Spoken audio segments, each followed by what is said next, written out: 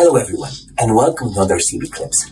In this week's CB Clips, I present you with a premature baby boy who has a picture of a neonatal bowel obstruction around day 3 of life, despite having passed meconium. The exam shows mild abdominal distension, the baby is stable, there are no signs of necrotizing enterocolitis.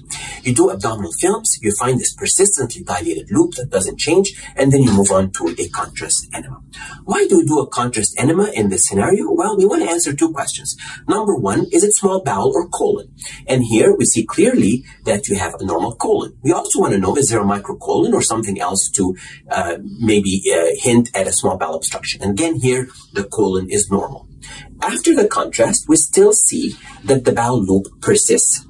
This raises the clinical principle of thinking about neonatal bowel obstruction in typical and atypical patterns. Many of the common obstructions, ileoatresia, jugular atresia, duodenal obstruction, Hirschsprung's, are quite typical in their presentation and imaging. And then every now and then we find an atypical case. And why is this case atypical? Because here we have a very distended loop.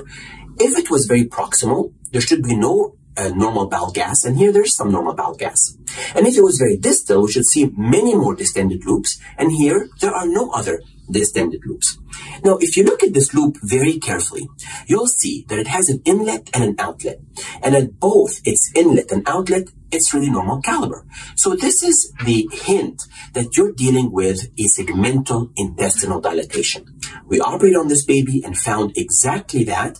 These can be silent for some time, can appear very early, and can even go on to necrose and perforate. So when we see them, we remove them, even when they're discovered incidentally while we're operating for something else. We remove this bowel loop, we did a primary anastomosis.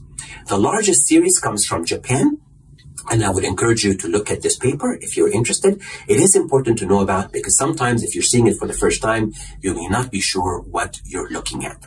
Thank you until another CB Clips, and watch out for an important announcement on CB Clips coming in June.